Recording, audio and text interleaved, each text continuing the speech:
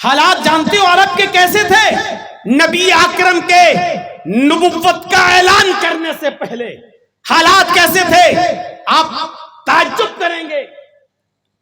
اس گاؤں میں رہنے والے اس قبیلے کی ایک بکری، اس گاؤں کے رہنے والے ایک آدمی کی بکری اس گاؤں میں چلی گئی، اور اس گاؤں میں دوسرا قبیلہ رہتا ہے، دوسری برادری رہتی ہے، اس کے کھیت میں چلی گئی. جانتے ہو زاد المعاد پڑھیے علامہ ابن القیم کی، اس آدمی کے، اس قبیلے کے آدمی کی ایک بکری گھاس کھاتے کھاتے راستہ کراس کرتے ہوئے، باؤنڈری کراس کرتے ہوئے اس کھیت میں چلی گئی، دوسرے گاؤں میں آ گئی. یہاں ایک دوسرا خاندان رہتا ہے، دوسرا قبیلہ رہتا ہے، اس قبیلے کے ایک آدمی کے کھیت میں چلی گئی اور اس نے تھوڑی سی گھاس کھا لی. میرے بھائیوں سنیے، اس نے تھوڑی سی گھاس کھا لی، اس نے بکری پکڑی اور بکری کو گھسیٹتے ہوئے اس گاؤں میں لایا. اس بکری کا مالک کون؟ مالک باہر نکلا، کہنے لگا میری بکری ہے. کہا باندھ کے نہیں رکھتے ہو؟ تیری بکری میرے کھیت میں آ گئی، اس نے میرے کھیت سے چارہ کھا لیا، گھاس کھا لی. جب تم کھلا نہیں سکتے ہو تو بکریاں پالتے کیوں ہو؟ سنبھالو اس بکری کو. اس نے غصے میں اتنا بول دیا، اس کو بھی غصہ آ گیا. سوچو کیسی قوم تھی، کیسی قوم تھی. اس کو بھی غصہ آ گیا. اس نے کہا ارے بکری تھی چلی گئی کھیت میں تو کیا ہو گیا، تھوڑی سی گھاس کھا لی تو کیا ہو گیا، اتنا کیوں آسمان سر پہ تو نے اٹھا لیا ہے؟ ماں باپ تک آ رہا ہے، ارے تھوڑی سی گھاس کھا لی تو کیا ہوا، آسمان سر پہ اٹھا بیٹھے تم. بس ہو گئی تو میں ہو گئی. آج بھی ایسا ہوتا ہے، جلسہ سننے آ رہے ہیں لوگ اور پارکنگ میں لگی ہوئی سائیکل کو پہلے میں نکالوں گا، اسی بات کو لے کے تو میں ہو جاتی ہے. چل کے دیکھیے کٹیا اور پورنیہ کے کئی جلسوں میں دیکھا، جلسہ سن کے جا رہے ہیں اور لڑائی جھگڑا ہوا، دونوں کے خون نکل رہا ہے. کیوں؟ صرف اس بات پر کہ پہلے میں سائیکل نکالوں گا، وہ کہتا نہیں پہلے میں نکالوں گا. پوری رات صبر کے ساتھ جلسہ سن لیا، اب 1 منٹ برداشت نہیں، پہلے میں نکالوں گا، دونوں منہ پھوڑ کر لی. یہ جہالت کی بو آج تک ہمارے سماج میں پائی جا رہی ہے. اس نے کہا بکری ہے چلی گئی، جانوری تو ہے، کھا لیا تیرے یہاں، آسمان سر پہ اٹھا لیا. اس نے کہا ایک تو چوری، اوپر سے سینہ زوری، ایک تو غلطی ماننا چاہیے کہ ہاں بھائی غلطی ہو گئی، آئندہ نہیں آئے گی میری بکری تمہارے کھیت میں، اوپر سے دھمکی دیتے ہو. اس نے ایک تھپڑ مار دیا، جا تیرے باپ کا کیا جاتا ہے، جا پک. اس نے آواز دی اس قبیلے کے لوگوں کو، بس چل گئی جنگ، شروع ہو گئی لڑائی، شروع ہو گیا جھگڑا. علامہ شبلی لکھتے ہیں سیرت النبی میں، ایک بکری کے تھوڑی سی گھاس کھا لینے کی بنیاد پر یہ جھگڑا چلتا ہے اور چلتا ہی چلا گیا. اتنا لمبا یہ جھگڑا چلتا رہا کہ یہ جھگڑا 27 سال تک چلتا رہا. ایک بکری کے گھاس کھا لینے کی وجہ سے یہ جھگڑا دونوں خاندان اور دونوں قبیلوں کے درمیان کتنے سال تک چلا؟ 27 سال تک. اور جب دونوں طرف سے مرنے والوں کی گنتی گنی گئی کہ کتنے مر گئے 27 سال میں، سنیے 27 سال میں کتنے لوگ مر گئے؟ جب دونوں طرف سے مرنے والوں کی گنتی گنی گئی تو اب تک 40,000 لوگ مر چکے ہیں. 27 سال میں کتنے لوگ؟ 40,000. اور جھگڑا ابھی بھی ختم نہیں ہوا. اب آپ اندازہ لگا سکتے ہیں کتنی جاہل قوم تھی. ایک بکری کے چکر میں لڑی تو 27 سال تک لڑتی چلی گئی اور جھگڑا ختم نہیں. دونوں طرف سے 40,000 افراد مارے گئے لیکن جھگڑا ختم نہیں. اب سوچئے ایسی اجڑ، ایسی جاہل، ایسی بدقماش قوم کو کتنی محنت کی ہوگی محمد الرسول اللہ صلی اللہ علیہ وسلم نے. ایسی قوم کو بھائی بھائی بنانے میں کتنی محنت کی ہوگی، کتنی محنت. اور جھارکھنڈ کے لوگوں، دیوگھر والوں، آس پاس مدھو پور، جام تاڑا اور سارے علاقے موجود، 25 سال سے زیادہ اس علاقے میں میری تقریروں کا دور. اور پوچھو جرجی صاحب، ان 25 سالوں سے آپ جام تاڑا میں، مدھو پور میں، جسیڈی میں، دیوگھر کے علاقے میں آپ آ رہے ہیں، گڈا کے علاقے میں آپ جا رہے ہیں. ان 25 سالوں میں تقریریں کی ہیں آپ نے، بڑے بڑے جلسے کیے ہیں. کتنا سدھار آیا، لوگوں میں کتنی تبدیلی آئی، لوگوں میں کتنی اصلاح ہوئی. آپ نمبر کتنا دیں گے؟ 100 نمبر میں آپ کتنا نمبر دیں گے؟ تو میرے بھائیوں، اگر آپ جرجیز صاحب کو حکم دیں کہ 25 سالوں میں آپ نے جو تقریریں کی ہیں ان میں کتنی اصلاح ہوئی ہے، 100 میں آپ کتنا نمبر دیں گے؟ تو میں 100 میں 0 نمبر دوں. ان 25 سالوں میں کتنی اصلاح ہوئی؟ 100 میں 0. بلکہ تھوڑا سا اضافہ اور ہوا ہے برائیوں میں. پہلے ہمارے جب تقریریں ہوتی تھی تو جہیز میں سائیکل دی جاتی تھی، اب موٹر سائیکل دی جانے لگی. پہلے 50-60 آدمی بارات میں آتے تھے، اب 200-300 آدمی آنے لگے. تو آپ پوچھو کہ جرجی صاحب اس 25 سال میں ان جلسوں میں کتنی اصلاح پیدا ہوئی؟ تو نمبر کتنا ہے؟ 0/100. بلکہ اضافہ اور ہوا ہے، مائنس میں اور چلے جائیں گے. کیا آج شادیاں ہو جاتی ہیں؟ ایمانداری کے ساتھ بتاؤ، بغیر لیے دیے شادی ہو جاتی ہے؟ ایک نکاح دیکھا ہے آج ہم نے، وہ بھی سنا ہے، دیکھا نہیں ہے. میں روم میں تھا تو نکاح ہو رہا تھا، اور وہ بھی نکاح ایسا کہ لڑکے سے میں نے پوچھا کہ صرف نکاح ہی ہو رہا ہے کہ رخصتی بھی ہوگی؟ بولا رخصتی نہیں ہو رہی ہے. تو میں نے کہا پھر فائدہ کیا ہوا نکاح کرنے سے؟ اب تو دونوں اور بے چین رہیں گے. اب نکاح ہوا ہے تو رخصتی بھی کر دینی چاہیے تھی. آج ہی ایک مثال قائم کر دینا چاہیے تھی کہ نہ جہیز لیا نہ دیا، ادھر نکاح ہوا، ادھر ہم نے اپنی بیٹی کو رخصت کر دیا. صاحب رخصتی ابھی نہیں ہوگی، رخصتی 6 مہینے کے بعد. کیوں ہوگی؟ لگتا ہے کہ لڑکی والا بھی چوروں ڈکیتوں کا پیٹ بھرے گا، اس کے بعد جب تک کھلانے پلانے کے لیے نہیں ہوگا. دل تو کرتا ہے ان براتیوں کو آتنکوادی بول دوں میں. جب تک یہ پیٹ نہیں بھرے گا تب تک بیٹی کی رخصتی نہیں ہو رہی. 25 سال تو کم سے کم مجھے ہو ہی گئے، لیکن اصلاح کے نام کی کوئی چیز نہیں. اور اصلاح دیکھنا ہے 25 سالوں میں تو ابھی 3 بجے کے آس پاس تقریر ختم ہوگی، 3:20 یا 25 پر اذان کا وقت ہے. آپ ان جلسوں سے کتنی اصلاح ہوئی اپنی مسجد سے سوال کرنا. مسجد کے نمازی آپ کو بتا دیں گے کہ اس جلسے کا کتنا اثر اس سماج پر، اس سوسائٹی پر، اس قوم پر ہوا ہے. اور آپ کی مسجد گواہی دے دے گی کہ اس جلسے کا کتنا اثر ہماری ذات پر پڑا ہے اور ہمارے نفسوں پر پڑا ہے. برا مت مانیے گا، بڑی محنت کر کے آپ نے جلسہ کرایا ہے. میرے بھائیوں، ہم نوجوانوں کے حوصلے نہیں توڑنا چاہتے ہیں. جن لوگوں نے اس میں حصہ لیا ہے، اللہ رب العالمین ان کے رزق میں، روزی روٹی میں برکت عطا فرمائے، ان کو کامیابی کی راہ پر ہمکنار فرمائے.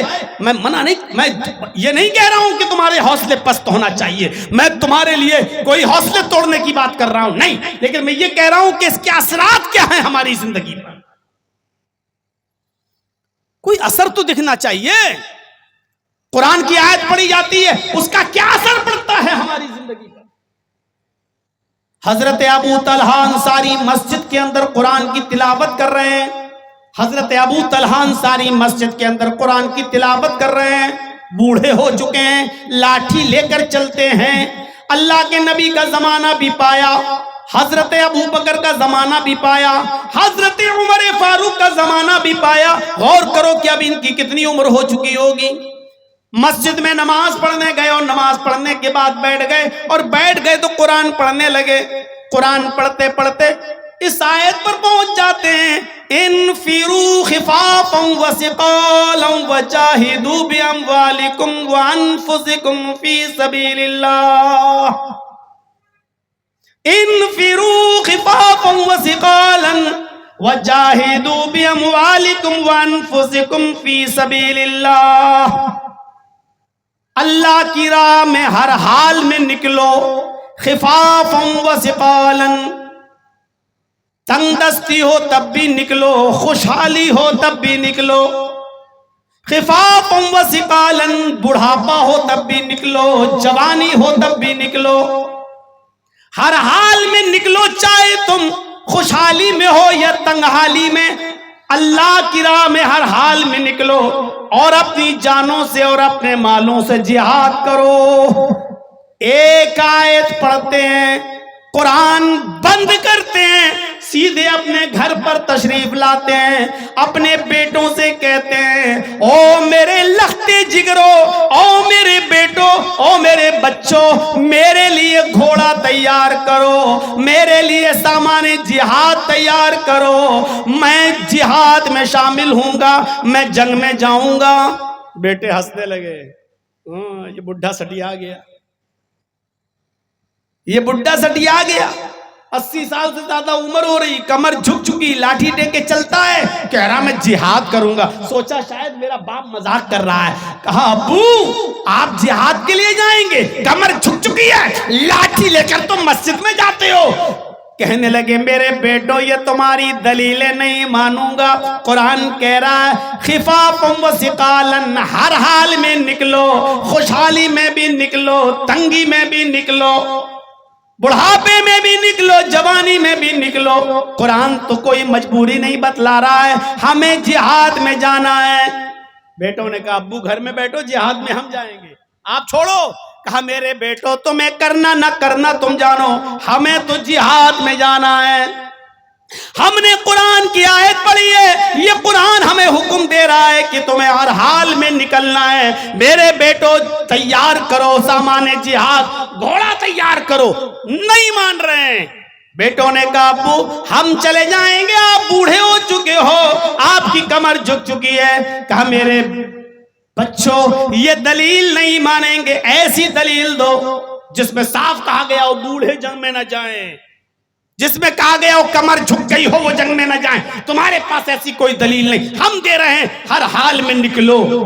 بہت منع کیا بچوں نے، لیکن باپ ماننے کے لیے تیار نہیں۔ بچوں نے سامان جہاد تیار کیا، گھوڑا تیار کیا، تلوار دے دی اور کہا جاؤ۔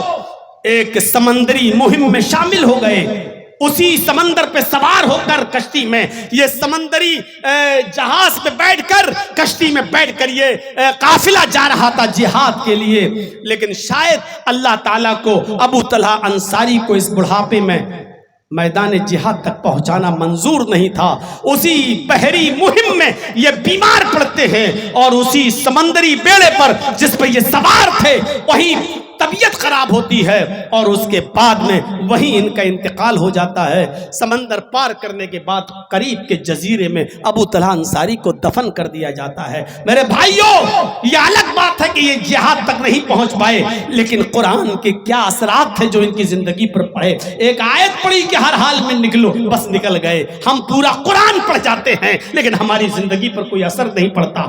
رمضان کے مہینے میں پوری تراویح سن لیتے ہیں، پورا قرآن سن لیتے ہیں، لیکن ہماری زندگی پہ کوئی اثر نہیں پڑتا ہے۔ یہاں پورا قرآن ہماری ماں بہنیں پڑھ لیتی ہیں، کچھ تو ایسی ہیں 2 پڑھ لیے، 3 ختم کر لیے، 4 پڑھ لیے، لیکن آپ دیکھ لیجئے رمضان سے 2 دن پہلے مارکیٹ میں انہی کی حکومت نظر آئے گی، کوئی آدمی آپ کو نہیں دکھائی دے گا، پورا مارکیٹ انہی عورتوں سے بھرا ہوگا۔ عید کے دن کی ساڑی الگ، عید کے دوسرے دن کا کپڑا الگ، عید کے تیسرے دن کا الگ، شادی کا الگ، ولیمے کا الگ، بارات کا الگ، جب لڑکی والے میرے گھر پہ آئیں گے اس دن کا الگ۔ میرے بھائیوں، یہ تمام الگ الگ نئے نئے کپڑا پہنتے وقت تمہیں فلسطین کے مسلمانوں اور وہاں کی بیوہ اور عورتوں کا خیال تمہیں کیوں نہیں آتا ہے؟ تمہیں ان غریب عورتوں کا خیال کیوں نہیں آتا ہے؟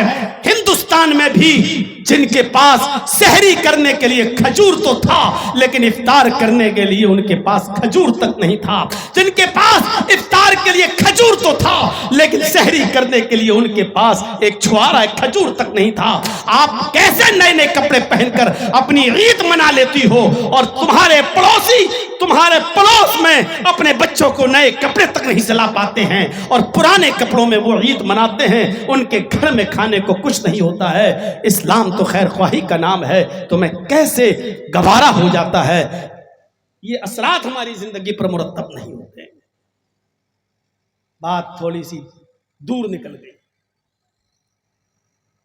میرے بھائیوں، 27 سال جنگ چلی، 40,000 لوگ مارے گئے۔ اس قوم کو سدھارنے میں کتنا وقت لگا ہوگا؟ اکیلے آج کتنے مدرسے ہیں؟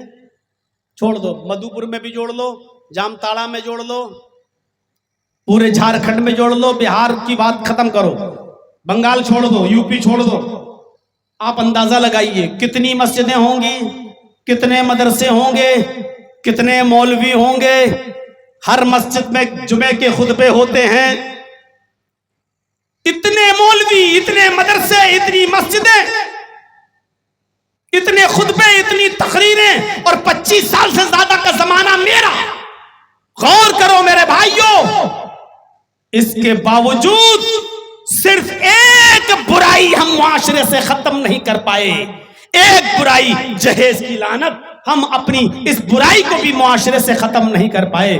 محمد الرسول اللہ نے جب آواز اٹھائی اکیلے دم پہ تو جوا کھیلا جاتا تھا، اتنا بھینکر جوا کھیلا جاتا تھا کہ لوگ جوئے میں رقم ہار جاتے تھے تو مکان لگا دیتے، مکان جوئے میں ہار جاتے تھے تو اپنی بیوی جوئے میں لگا دیا کرتے تھے، اور بیوی بھی جوئے میں ہار جاتے تھے تو پڑھیے ابن القیم کی زاد المعاد، وہ اپنی بیٹی بھی جوئے میں لگا دیا کرتے تھے، اور جب بیٹی بھی جوئے میں ہار جاتے تھے تب کہتے تھے اب میں ہار گیا ہوں۔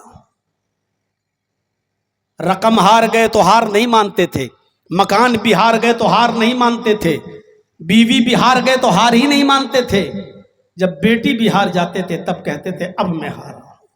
اتنی جواری قوم تھی وہ۔ شراب پیتے تھے وہ لوگ، ان کے گھر میں جب کوئی بچہ پیدا ہوتا تھا تو اس کے حلق میں ماں کے دودھ کا قطرہ نہیں، شہد کا قطرہ نہیں، ان کے گھر میں جو بچہ پیدا ہوتا تھا سب سے پہلے باپ شراب کی بوند، شراب کا قطرہ اس بچے کے حلق میں ڈالتا تھا اور فخر کر کے کہتا تھا ہم نے اپنے باپ دادا کی رسم کو زندہ کیا ہے، میں نے اپنے بیٹے کو شراب کا گھونٹ پلایا ہے، شراب کا قطرہ اس کے حلق میں ڈالا ہے۔ جس بچے کی دنیا میں پیدائش کے بعد اس کے حلق میں سب سے پہلے شراب کا قطرہ جاتا ہو، ذرا اندازہ لگاؤ کہ اس بچے کی نشو و نما، اس بچے کی تربیت، اس بچے کی پرورش کس ماحول میں ہوتی ہوگی۔ عورتوں کا حال پڑھیے، صفی الرحمان صاحب مبارک پوری رحمت اللہ علیہ کی کتاب الرحیق المختوم۔ خانہ کعبہ میں عورتوں کو کپڑا پہن کر طواف کرنے کا حق حاصل نہیں تھا۔ زمانے جاہلیت میں سارے کپڑے اتار کر طواف کرتی تھیں عورتیں، ان کے جسم پر کپڑے کا ایک تار نہیں ہوتا تھا۔ کما ولدت امہا، جیسے آج ہی اس کی ماں نے اس کو پیدا کیا، جیسے کوئی لڑکی بچی اپنے ماں کے پیٹ سے پیدا ہوتی ہے وہ ننگی ہوتی ہے پرہنا، بالکل اسی طریقے سے عورت خانہ کعبہ کا طواف کرتی تھی، کپڑے کا ایک تار اس کے جسم پر نہیں ہوتا تھا۔ زناکاری کا حال یہ تھا کہ اس کے پاس 10 آدمی آئیں، 20 آئیں، 50 آئیں، 100 آئیں، وہ کسی کو منع نہیں کر سکتی تھی۔ جتنے جاؤ اس کے ساتھ جو کرنا چاہو کر لو. پڑھیے کتاب النکاح بخاری کی. زمانے جاہلیت کے نکاح کی صورتوں میں سے صورت یہ تھی، جب بچہ پیدا ہوتا تھا تو سب کو بلاتی تھی جتنے لوگ اس کے پاس گئے. تم لوگ سب آئے تھے میرے پاس، تم نے میرے ساتھ زنا کیا تھا نا، آج بچہ پیدا ہوا ہے میرا. سب کو بٹھا دیا جاتا تھا لائن سے. اب اس عورت کو اختیار تھا، وہ بچہ اٹھاتی تھی اور ان لوگوں میں سے جس کی گود میں رکھنا چاہتی رکھ دیتی تھی. جس کی گود میں بچہ رکھ دیتی تھی یہ بچہ اسی کا مان لیا جاتا تھا، اور یہ اس کی بیوی مان لی جاتی تھی، یہ اس کا پتی مان لیا جاتا تھا. عورت کی کوئی حیثیت نہیں تھی. جتنے لوگ اس کے پاس جانا چاہیں، زنا کرنا چاہیں کر سکتے تھے. لڑکیاں جب پیدا ہوتی تھی تو ان کو زندہ رہنے کا حق نہیں تھا. پیدا تو ہو گئی لیکن پیدا ہوتے ہی دفن نہیں کی جاتی تھی. جب 4 سال کی ہو جاتی تھی، بولنے لگتی تھی ابو ابو، امی امی، کچھ سمجھداری آ جاتی تھی، تب اس کا باپ کہتا تھا کہ اس بچی کو نہلاؤ دھلاؤ، نئے کپڑے پہناؤ. جیسا کہ کسی کو جیل سے پھانسی کے لیے لے جایا جاتا ہے تو جیلر کی طرف سے نئے کپڑے اس کو پہنائے جاتے ہیں. صبح غسل دیا جاتا ہے کہ غسل کر لو، نیا کپڑا پہنو، اور پھر پھانسی کے تختے تک لے جایا جاتا ہے. ایسے ہی اس لڑکی کو نہلایا جاتا، 4 سال کے بعد دھلایا جاتا، نئے کپڑے پہنائے جاتے، اور اس کا باپ اپنی بیٹی کی انگلی پکڑ کے کہتا چلو میں میلے میں چل رہا ہوں، اور جنگل میں لے جاتا. وہاں پہلے سے گڈھا کھدا ہوا ہوتا، کہتا بیٹی اس گڈھے میں جھانک کر دیکھو، تمہاری ماں تمہیں نظر آئیں گی. وہ جھانک کر دیکھتی، پیچھے سے دھکا دیتا اور مٹی ڈال دیتا. وہ چیختی رہتی اور چلاتی رہتی.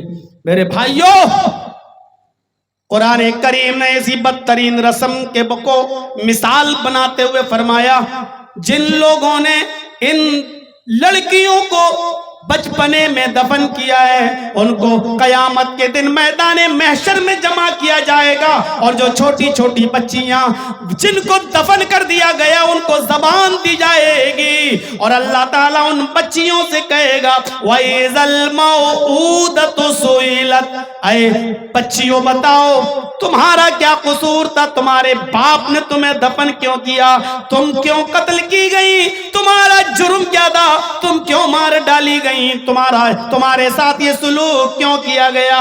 وہ چھوٹی 4 سال کی بچی کیا جواب دے گی؟ وہ اپنے روتے ہوئے انداز میں بولے گی اور یہی کہے گی اے اللہ میرا قصور صرف یہ تھا کہ تو نے مجھے میرے باپ کے گھر میں لڑکی بنا کر پیدا کیا تھا، بیٹی بنا کر پیدا کیا تھا، اس کے علاوہ میرا کوئی جرم نہیں تھا. غور کرو میرے بھائیوں، اس عرب کی سرزمین پر شراب پی جاتی ہے تو دھواں دھار.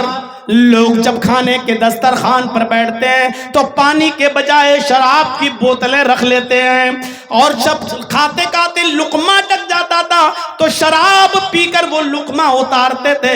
یہ حال تھا شراب پینے کا. لیکن اکیلے دم پر محمد رسول اللہ نے جب شراب کی حرمت کا اعلان کیا تو میرے بھائیوں مدینے میں شراب ایسے بہنے لگی، نالیوں سے باہر آنے لگی، اور سڑکوں پر شراب نالیوں سے باہر چھلکنے لگی. انسائکلوپیڈیا برٹانیکا کا کرسچن رائٹر تو سیلاب سے تشبیہ دیتا ہے اور کہتا ہے جیسے آپ کے ہاں پانی کی باڑھ آ جاتی ہے ایسے ہی عرب کے اندر شراب کی باڑھ آ گئی. آپ تو بیڑی نہیں چھوڑ سکتے، سگریٹ نہیں چھوڑ سکتے، وہ شراب کے دل دادا تھے، وہ شراب کے رسیا تھے. محمد رسول اللہ نے جب شراب کی حرمت کا اعلان کیا اور شراب کو حرام کرنے والی یہ آیت جب حتمی طور پر نازل ہوتی ہے کہ انما الخمر والمیسر والانصاب والازلام رجس من عمل الشیطان فاجتنبوه لعلکم تفلحون، جب یہ آیت نازل ہوتی ہے تو جس کے ہاتھ میں شراب پی رہے ہیں یہ آیت سنتے ہیں شراب چھوڑ دیتے ہیں، جن کے گھڑوں میں شراب بھری ہے وہ گھڑے پھوڑ دیتے ہیں، جن کے ڈرموں میں شراب بھری ہے وہ شراب کے ڈرم پلٹ دیتے ہیں، شراب بہنے لگتی ہے. اتنی جلدی کسی حاکم وقت کی آواز پر لبیک نہیں کہا گیا. میں نے بہار میں سینکڑوں تقریریں کی ہیں، میں نے نیتیش کی وہ سرکار بھی دیکھی ہے جس میں شراب پر اس نے بہار میں پابندی لگائی تھی، لیکن اس کے باوجود بہار شراب بندی میں پوری طرح کامیاب نہ ہو سکا. شراب پھر بھی چلتی رہی اور بیچی جاتی رہی اور آتی رہی اور جاتی رہی. لیکن یہاں محمد رسول اللہ جیسے ہی شراب کی حرمت کا اعلان کرتے ہیں، مدینے میں شراب نالیوں سے چھلک چھلک کر باہر آنے لگی. سارے صحابہ نے شراب کے مٹکے اور درم توڑ دیے اور بوتلیں پھوڑ دی. اتنی جلدی اگر کسی حاکم وقت کی آواز پر لبیک کہا گیا تو وہ ہستی ہے صرف محمد رسول اللہ کی. لڑکیوں کی عزت ایسے ہونے لگی کہ جو لڑکیوں کو پیدا ہوتے ہی زندہ دفن کر دیا کرتے تھے، وہ لڑکیوں کو پڑھانے لگے، لکھانے لگے، اور باپ اپنی زمین میں سے لڑکی کو وراثت دینے لگا، بھائی اپنی وراثت میں سے لڑکی کو حصہ دینے لگا، بیٹا اپنی وراثت میں سے اپنی ماں کو حقدار ماننے لگا. میرے بھائیوں، اللہ کے رسول صلی اللہ علیہ وسلم نے اس بیٹی کو وراثت کا حقدار بنا دیا ہے، ایسی عزت دی ہے. پھر دیکھیے میرے بھائیوں، جوا جو کھیلا جاتا تھا، اس جوئے پر کیسی پابندی لگی کہ جو جوئے میں سب کچھ ہار جایا کرتے تھے وہ بیچارے زکوٰۃ کے ذریعے اور ہمدردی کے ذریعے ایک دوسرے کے مکان بنانے لگے، ایک دوسرے کے تعاون میں آگے بڑھنے لگے. ہم ایک جہیز ختم نہیں کر پا رہے ہیں. محمد رسول اللہ نے اکیلے دم پر کتنی خرافاتوں کا خاتمہ کیا ہے. اندازہ لگائیے، یہی ایک مثال لیجئے جس مثال پہ بھی ہم رواں دواں ہیں چل رہے ہیں. 27 سال تک جنگ ہوتی ہے اور دونوں طرف سے جنگ جب ہوئی تو 40,000 آدمی مارے جا چکے ہیں، لیکن جنگ ختم نہیں ہوتی ہے. لیکن جب اللہ نے ایسی جاہل قوم کو جب بھائی بھائی بنایا تو اس قوم کا حال یہ ہو گیا، اتنا زیادہ بھائی بھائی بن گئے کہ جنگ یرموک میں چند صحابی زخمی پڑے ہوئے ہیں، چند صحابی زخمی پڑے ہیں. ایک صحابی ایک زخمی صحابی کو پانی پلانے جاتے ہیں، اٹھو پانی پی لو. جیسے ہی پانی کا پیالہ انہوں نے ہونٹ پہ لگایا، دوسرا چیخنے لگا، تھوڑا سا پانی میرے لیے چھوڑ دینا، میں بھی پیاسا ہوں. اس نے پانی نہیں پیا. میں یہ پانی پی لوں گا تو میرا بھائی پیاسا رہ جائے گا. اس نے کہا کہ میرے بھائی کو پانی پلا دو، وہ مجھ سے زیادہ پیاسا نظر آتا ہے، جاؤ اس کے پاس بھیج دیا. جب دوسرے کے پاس گئے، اس کے ہونٹ پہ پانی کا پیالہ لگایا تو تیسرا رونے لگا، اے کاش مجھے بھی کوئی پانی پلا دے. دوسرے نے تیسرے کے پاس بھیج دیا، میں مجھ سے زیادہ میرا بھائی پیاسا ہے، اس کو پانی پلاؤ. یہ جب اس کے پاس جاتا ہے تو کیا دیکھتا ہے، پہنچنے سے پہلے اس کی وفات ہو گئی، وہ انتقال کر گئے. لوٹ کر دوسرے کے پاس آیا، کیا دیکھتا ہے کہ یہ بھی چلا گیا. وہ لوٹ کر پہلے کے پاس آیا، کیا دیکھتا ہے کہ پہلا بھی جہاں فری کے سپرد کر چکا ہے، پہلا بھی انتقال کر گیا.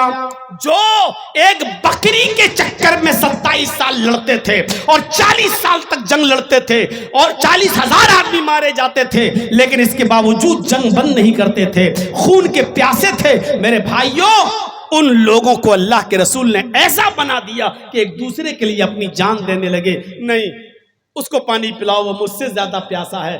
دوسرا کہتا اس کو پلاؤ، تیسرا وہ مجھ سے زیادہ پیاسا ہے. تیسرے کے پاس گئے تو انتقال کر گیا، دوسرے کے پاس آئے تو دیکھا دوسرا بھی چلا گیا، لوٹ کر پہلے کے پاس آئے تو پہلا بھی چلا گیا. یعنی ایک دوسرے کے لیے اپنی جان دینے لگا. کتنی محنت کی ہوگی ایسا بھائی بھائی بنانے کے لیے. محمد رسول اللہ نے اتنی شدید محبت کہ میں مر جاؤں لیکن میرا بھائی بچ جائے. غور کیجئے کتنی محنت کی ہوگی بھائی مواخات پیدا کرانے میں اور بھائی بھائی بنانے میں. اسی چیز کو قرآن یاد دلاتے ہوئے کہتا ہے، وَاذْكُرُوا نِعْمَةَ اللَّهِ عَلَيْكُمْ إِذْ كُنْتُمْ أَعْدَاءً فَأَلَّفَ بَيْنَ قُلُوبِكُمْ. غور کیجئے آپ، اسی کو قرآن یاد دلا رہا ہے. اللہ کی اس نعمت کو یاد کرو، اللہ کی اس نعمت کو یاد کرو. اے مسلمانوں، وَاذْكُرُوا نِعْمَةَ اللَّهِ عَلَيْكُمْ، اللہ کی اس نعمت کو یاد کرو جو اس نے تمہارے اوپر برسائی ہے، جو اس نے تمہارے اوپر نچھاور کی ہے، جو اس نے تمہیں لٹائی ہے۔ اِذْ كُنْتُمْ أَعْدَاءً، آپس میں تم ایک دوسرے کے دشمن تھے، آپس میں تم ایک دوسرے کے حریف تھے، آپس میں تم ایک دوسرے کے خون کے پیاسے تھے۔ فَأَلَّفَ بَيْنَ قُلُوبِكُمْ، تو اللہ نے تمہارے دلوں کے اندر الفت ڈال دی، اللہ نے تمہارے دلوں کے اندر محبت پیدا کر دی۔ فَأَصْبَحْتُمْ بِنِعْمَتِهِ إِخْوَانًا، تو تم اللہ کی اس نعمت سے، یعنی اسلام کی برکت سے، یا قرآن کی تعلیم سے، یا محمد رسول اللہ کی شکشا اور تعلیمات سے آپس میں تم بھائی بھائی بن گئے۔ تم آپس میں ایک دوسرے کے دشمن تھے، حریف تھے، جان کے پیاسے تھے، اللہ نے تمہیں بھائی بھائی بنا دیا۔ اسی طرف اشارہ کیا ہے قرآن نے، اللہ تبارک و تعالیٰ نے۔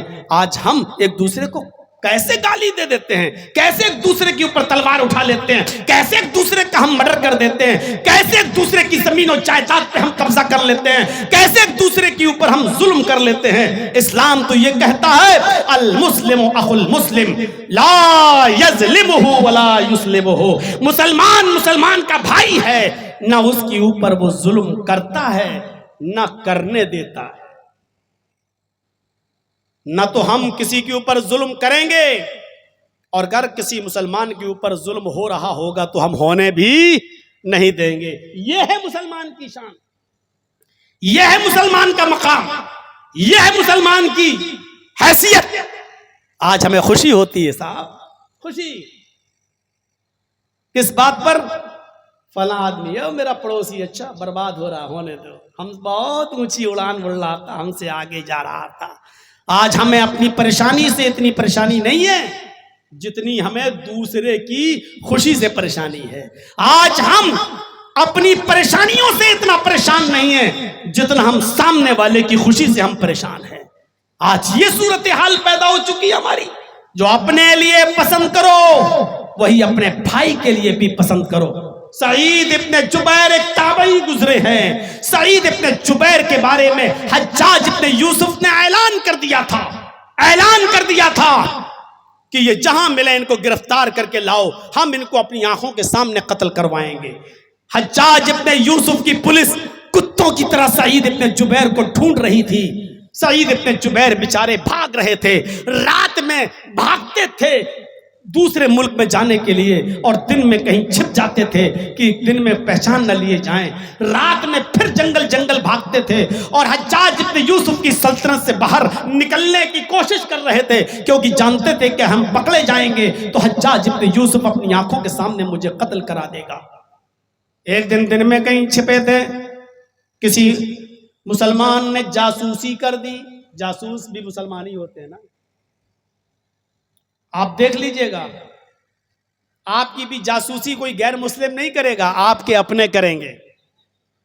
ہمارے یو پی میں بھی ہمارے اپنے کرتے ہیں۔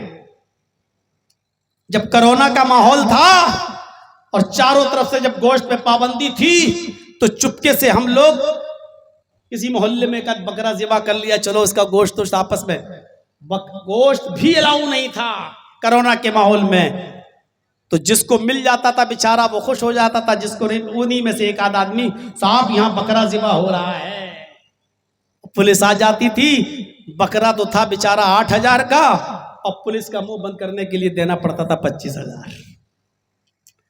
اپنے لوگ جاسوسی کرتے ہیں اپنے۔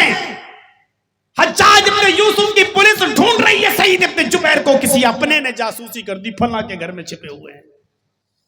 حجاج کی پولیس جاتی ہے اور اس گھر پہ چھاپا مارتی ہے، سعید ابن جبیر پکڑے جاتے ہیں۔ ان کو حجاج کے پاس لانے کی تیاری ہوتی ہے، لیکن حجاج ابن یوسف بہت دور ہے، 10, 12, 15 دن کا سفر ہے۔ حجاج ابن یوسف کی پولیس نے سعید ابن جبیر کو پکڑ لیا اور لے کر چلنے لگے۔ سعید ابن جبیر انتہائی نیک اور شریف انسان، سمجھ گئے کہ اب میری موت کا وقت قریب ہے، میں قتل کر دیا جاؤں گا۔ اب وہ دن میں نفلی روزے رکھنے لگے، اور رات میں جب پولیس والے تھوڑا سوتے تھے تو یہ عبادت میں لگ جایا کرتے تھے۔ دو پولیس والے جاگ رہے، دو دیکھ رہے، جب یہ سوتے تو وہ پولیس والے جاگتے۔ 4-5 دن کا سفر سعید ابن جبیر کے ساتھ ان پولیس والوں کو بہت اچھا لگا۔ انہوں نے آپس میں مشورہ کیا، سعید ابن جبیر بڑے نیک آدمی ہیں، دن میں روزہ رکھتے ہیں، رات میں عبادت کرتے ہیں، ان کے بیوی ہیں، بچے ہیں، بیچارے یہ قتل کر دیے جائیں گے، بڑا نیک آدمی ہے، ہم لوگ ان کے قتل کا گناہ اپنے سر پر کیوں لا دیں؟ چلو ایسا کرتے ہیں، سعید ابن جبیر کو چپکے سے چھوڑ دیتے ہیں اور کہہ دیتے ہیں کہ جاؤ تم۔ حجاج کو تھوڑی معلوم ہے کہ میں نے انہیں گرفتار کر لیا ہے، میں نے انہیں پکڑ لیا ہے، ہم کہہ دیں گے کہ ہمیں سعید ملے ہی نہیں۔ سعید ابن جبیر کو چھوڑ دیا جاتا ہے۔ آئے سعید تم بڑے نیک انسان ہو، جاؤ میں نے تمہیں چھوڑ دیا ہے، رات میں تم نکلو اور چپکے چپکے شہر سے پار ہو جاؤ، حجاج کی سلطنت سے نکل جاؤ، تم بیوی بچوں والے ہو، ہم تمہارے قتل کے گناہگار نہیں بننا چاہتے ہیں، حجاج تمہیں قتل کر دے گا، مار دے گا، جاؤ تم چلے جاؤ۔ پولیس والوں نے پہلی مرتبہ ایک اچھا کام کیا، سعید ابن جبیر کو چھوڑ دیا، اور سعید ابن جبیر نے کہا اللہ تمہیں جزائے خیر دے، تم نے میرے بچوں کو یتیم ہونے سے بچا لیا، تم نے میری بیوی کو بیوہ ہونے سے بچا لیا، اللہ تمہیں جزائے خیر دے۔ سعید ابن جبیر چل دیے، پولیس والوں نے چھوڑ دیا۔ ابھی سعید ابن جبیر 100 قدم گئے ہوں گے، بس 100 قدم، بس اونلی 100 قدم، وہاں سے لوٹ کے واپس آئے اور کہنے لگے اے پولیس والوں تم نے مجھے چھوڑ کر بہت بڑی غلطی کی، نہیں جلدی میرے ہاتھوں میں ہتھ کڑی ڈالو اور مجھے حجاج کے پاس لے چلو، میں بھاگوں گا نہیں۔ پولیس والوں نے کہا ہم نے تمہیں رہا کر دیا اور تم اپنے آپ کو موت کے منہ میں ڈھکیل رہے ہو۔ کہنے لگے آئے پولیس والوں میں بھاگ کر تمہیں مصیبت میں نہیں ڈالنا چاہتا، جو میں اپنے لیے پسند کرتا ہوں وہی میں تمہارے لیے پسند کروں گا۔ کسی جاسوس نے میری خبر دی ہے کہ میں فلاں گھر میں ہوں اور تم نے مجھے پکڑ لیا، اس جاسوس کو یہ معلوم ہے کہ تم مجھے پکڑ چکے ہو، آج تم مجھے چھوڑ رہے ہو، میں تو بھاگ جاؤں گا، لیکن اس جاسوس نے آ کر حجاج کو یہ بتا دیا کہ پولیس والے تو پکڑ چکے تھے سعید ابن جبیر کو، لیکن ان پولیس والوں نے بیچ چھوڑ دیا ہے، تو ہم تو بھاگ جائیں گے، لیکن حجاج کو جب یہ پتا چلے گا کہ سعید ابن جبیر کو تم نے پکڑ کر چھوڑ دیا ہے تو وہ تمہیں قتل کر دے گا، تمہیں مار ڈالے گا، تمہاری جان لے لے گا۔ میں یہ نہیں چاہتا ہوں کہ میری جان بچ جائے اور میری جگہ پر تم پھنس جاؤ۔ دیکھ رہے ہیں ایک مسلمان کا دوسرے مسلمان کے لیے کیا جذبہ ہے، میں بچ جاؤں اور تم پھنس جاؤ، میں یہ پسند نہیں کرتا، جو اپنے لیے پسند کرتا وہ تمہارے لیے، جیسے مجھے اپنی جان پیاری ہے تمہارے لیے تمہاری بھی جان پیاری ہے، میں تو بچ جاؤں گا لیکن تم قتل کر دیے جاؤ گے، اور میں نہیں چاہتا ہوں کہ میری وجہ سے تمہاری جان جائے۔ پولیس والوں نے کہا ارے تم جاؤ نا یار، میں نے تمہیں چھوڑ دیا۔ سعید ابن جبیر نے جانے کا نام نہیں لیا کہ میری وجہ سے تم قتل کر دیے جاؤ گے۔ بالآخر پولیس والوں نے لا کر حجاج کے سامنے پیش کر دیا سعید ابن جبیر کو۔ حجاج خوش ہوا، پولیس والوں کو انعام سے نوازا اور سعید ابن جبیر کے پیچھے سے ہاتھ باندھے، کہا کوئی آخری تمنا؟ ایک مسلمان کی آخری تمنا وہی ہوتی ہے 2 رکعت نماز، دے دی، جلدی سے نماز پڑھ لی، پیچھے سے ہاتھ باندھ دیے گئے، خونی چمڑا بچھا دیا گیا، جلاد تلوار لے کر کھڑا ہے، حجاج ابن یوسف سامنے کھڑا ہے، سعید ابن جبیر کی گردن کو زمین پہ ڈال دیا گیا ہے، حجاج کا اشارہ ہوتا ہے اور جلاد نے اپنی پوری طاقت سے سعید ابن جبیر کی گردن پہ تلوار ماری اور ایک ہی جھٹکے میں پوری کی پوری گردن تن سے جدا ہو جاتی ہے، سعید ابن جبیر قتل کر دیے جاتے ہیں۔ میرے بھائیوں پورا واقعہ بیان کرنے کا صرف مقصد، صرف وجہ یہ ہے کہ یہ بتانا چاہتا ہوں سعید ابن جبیر نے اپنی جان تو دے دی لیکن کسی دوسرے مسلمان کی، وہ پولیس والے ہی صحیح لیکن کسی دوسرے مسلمان کی جان کو خطرے میں نہیں ڈالا۔ یہ ہے مسلمان کی شان۔ آج تو خود بچ جائیں، دوسرا پھنستا تو پھنس جائے، اور ہم اپنے آپ کو مسلمان کہتے ہیں۔ بھائی چارہ اپنے اندر پیدا کرو۔ ایک چائے کی دکان کسی غریب نے کھولی، بیچارہ بیچ رہا ہے، اپنے گھر میں اپنی بیوی بچوں کا پیٹ پال رہا ہے، آپ کو اس کی اپنے بچوں کو پیٹ بھرنے کی عادت بھی پسند نہیں آئی اور آپ نے اس کے پڑوس میں جا کر ایک اور چائے کی دکان کھول لی. وہ 10 روپے کی دے رہا ہے تو آپ 8 روپے کی دیتے ہو تاکہ اس کے کسٹمر ٹوٹ کے میرے پاس آ جائیں اور اپنے آپ کو مسلمان کہتے ہوئے شرم. کس منہ سے اپنے آپ کو مسلمان کہتے ہو؟ تذکرۃ الحفاظ پڑھی علامہ شمس الدین ذہبی کی. 2 صحابی کا واقعہ نقل کرتے ہیں. دونوں صحابیوں کی دکان، دونوں کپڑے کی دکان لگی ساتھ میں. ایک دکان پر کسٹمر آتا ہے کپڑا خریدنے کے لیے، اس نے کپڑا بیچ دیا، کپڑے کا ایک تھان لے گیا. تھوڑی دیر میں دوسرا کسٹمر آتا ہے، اسی دکان سے دوسرا کسٹمر دوسرا تھان لے جاتا ہے. پھر ایک اور کسٹمر آتا ہے، وہ بھی اسی دکان پر آیا اور اس دکاندار نے، اس صحابی نے ایک اور کپڑا اسی تیسرا تھان بھی اس کو بیچ دیا. ظہر کی نماز کا وقت ہو گیا، دونوں صحابی نماز پڑھنے چلے گئے.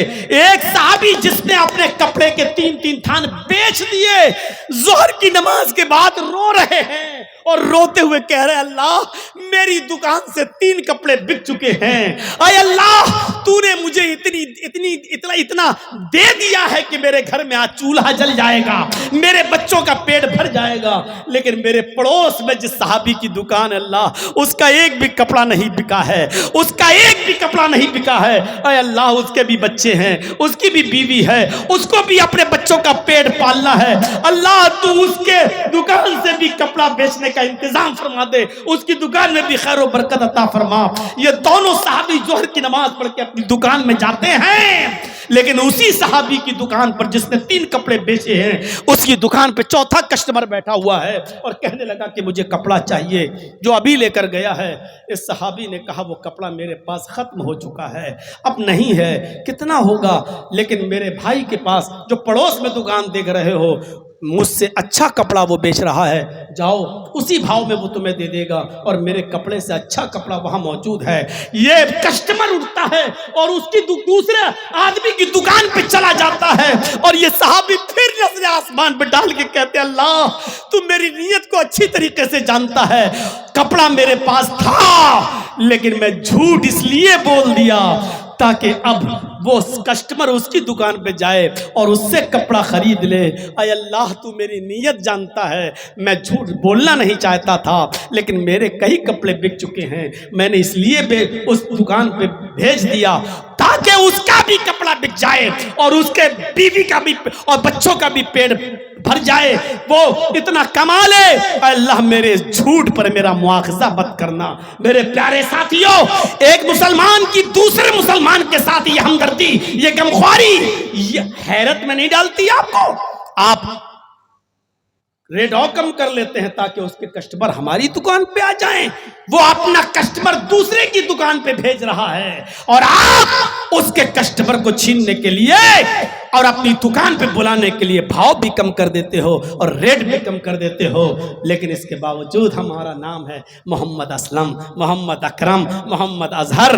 ماشاء اللہ نہ ہمارے ایمان میں کوئی کمی آئے نہ ہمارے اسلام میں کوئی خلل پڑے، ہم پھر بھی مسلمان ہیں. ہمیں سوچنا چاہیے اور غور کرنا.